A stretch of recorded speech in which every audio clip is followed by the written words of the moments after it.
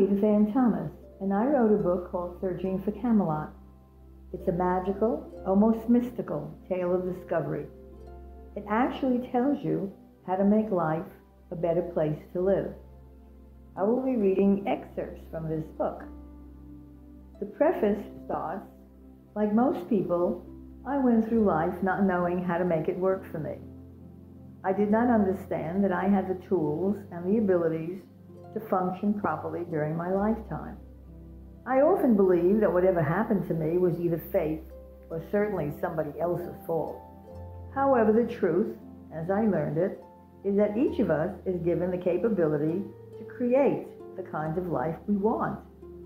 By looking back on the mistakes and the unhappiness I created for myself, I discovered that learning the truth was the most important thing that ever happened to me.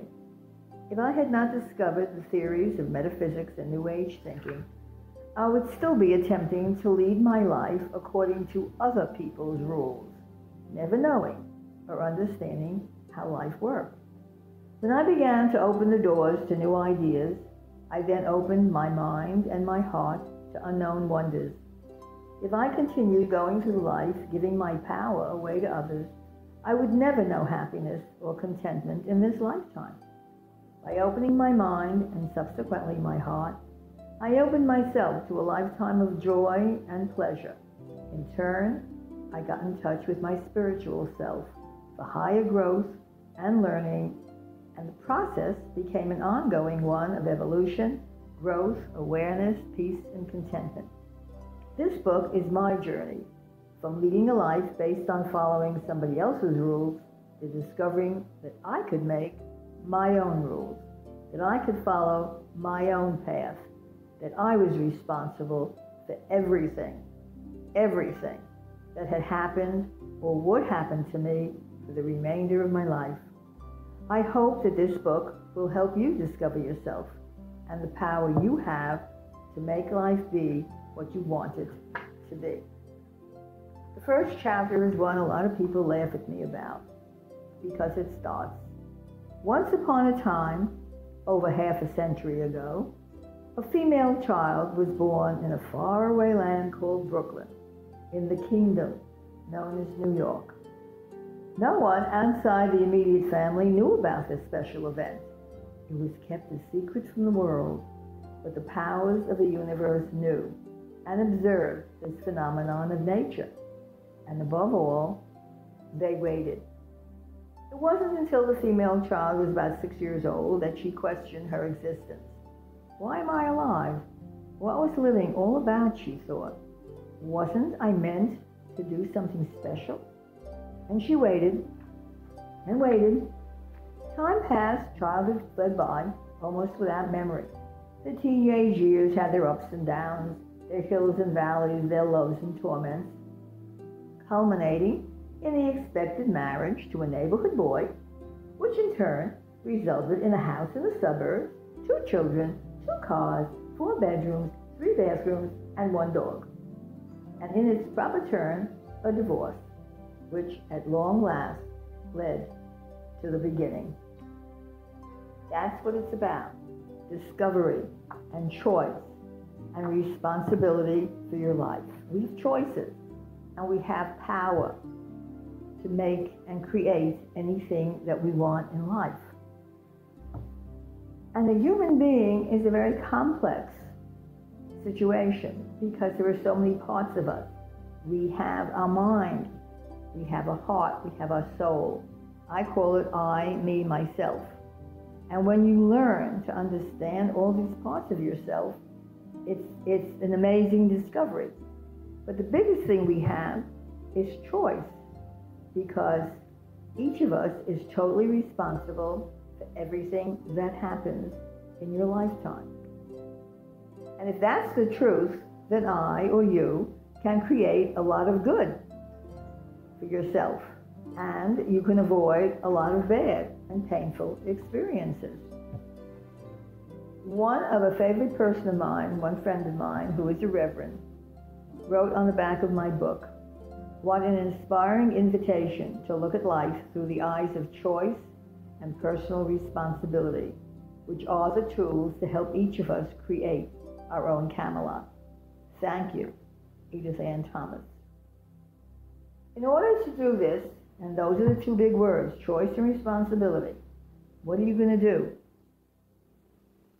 How are you going to go about making life better? Well, she decided to choose, or I decided to choose, for better, for worse, for nothing at all, or to have it all. And so I began to choose it all. But the way we make things work is through energy. Positive energy, negative energy. What you give out is what you get back.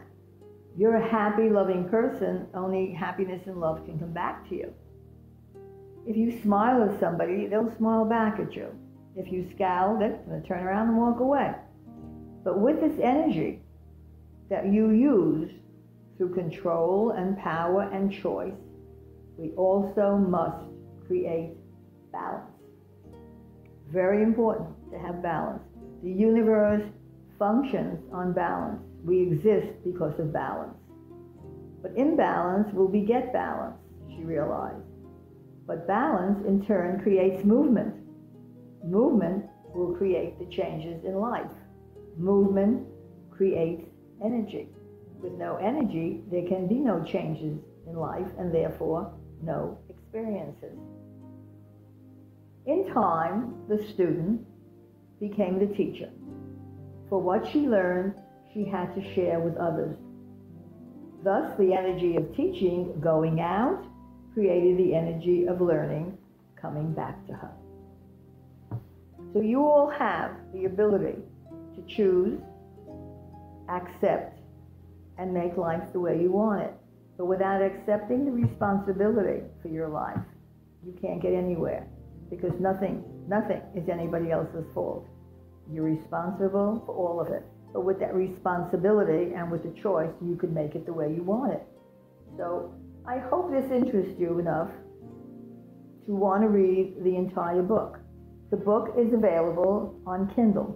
You can see every book that I've written, and they let you open it up for a sample. Because not only is there Searching for Camelot, I have one called Over the Rainbow, which is how life works on the other side, or everything you ever wanted to know about souls. That's the interesting thing. Once you learn how life works here, you can expand your knowledge and your experiences to the other side. I also have some inspirational little books out there that give you nice little sayings. 100 things your mother never told you, 100 things your father never told you, 100 thoughts for lovers, 100 things to know about the golden years, 100 things to know about God and the universe, and 100 things you really need to know. Now, if you don't have Kindle, you can contact me at my publisher's email address, spiritpublications01@gmail.com. Tell me what you would like, and I can email the books to you, which you can print up or read on your computer. You can also have a way of contacting me with a question. I'm there for you. I'm available for you. I've lived my life according to what I've told you. My life is happy. And I don't use the word lucky ever. I'm blessed. So I say goodbye. I thank you for listening, and I wish you peace and joy.